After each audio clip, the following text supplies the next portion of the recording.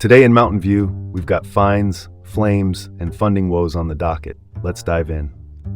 I'm Dean Bark in Mountain View. Here's the latest scoop. First up, a federal judge has fined Mountain View nearly $1.2 million for violating the Clean Water Act after raw sewage made its way into Stevens Creek through the city's stormwater system. Stevens Creek runs from the Santa Cruz Mountains toward the bay. It's only supposed to carry rain. The environmental watchdog Baykeeper, a nonprofit that polices water pollution in the bay, filed suit back in 2020 against both Mountain View and Sunnyvale. The ruling landed in March 2026, and Sunnyvale was hit with the same fine. The court found the problem is systemic inside the stormwater network, not just dirty runoff at the surface. Something deeper in the pipes is letting sewage slip into drains that flow to the creek.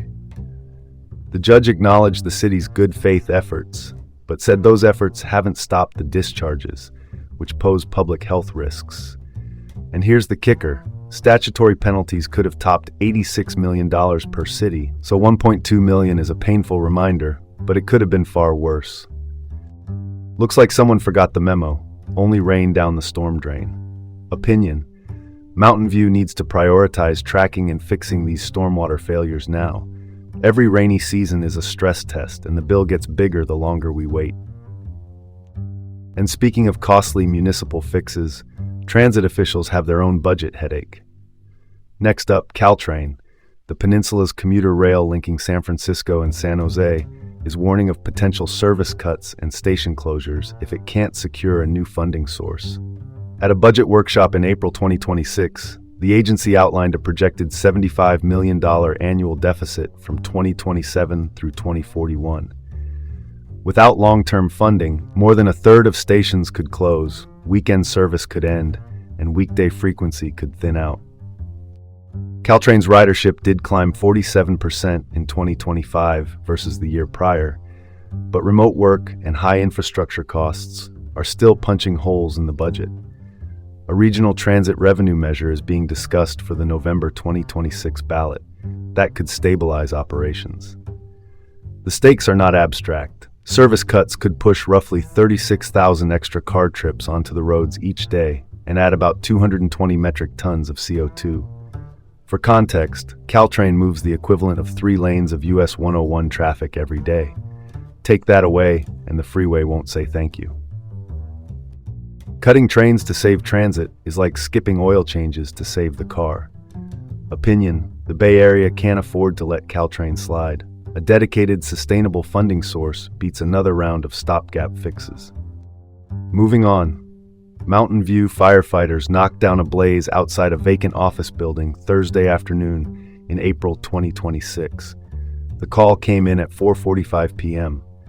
The fire started in a storage box outside the structure and caused about $50,000 in damage. Crews moved fast, kept it from spreading to nearby buildings, and wrapped it up without any injuries. Mountain View police handled traffic control so engines and trucks could work the scene. The cause remains under investigation. That's the headline.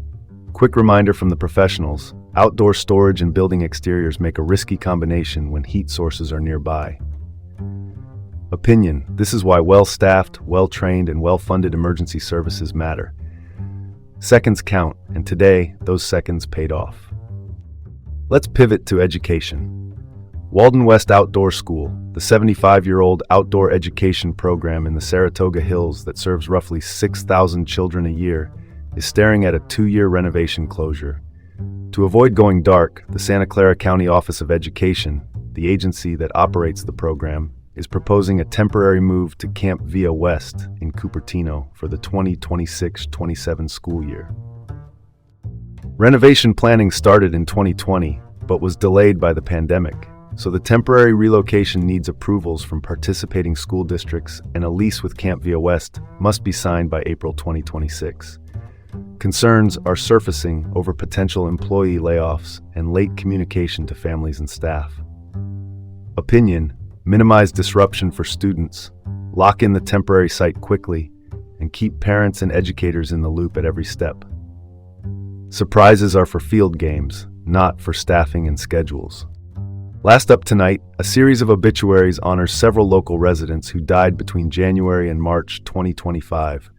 Among them, Eleanor Jean Satterley, an educator and tireless volunteer; Marilyn Wolper, a singer, dancer, and advocate for women's rights and racial equality; Scott Scherer, a technologist, inventor, and outdoor enthusiast who died of natural causes while surfing; and Floyd S. Kessler, an engineer and avid cyclist.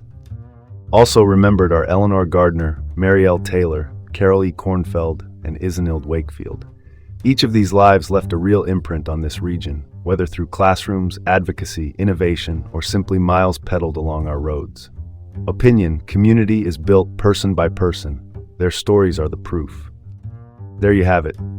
Back tomorrow with more from Mountain View. Let's tie a bow on that.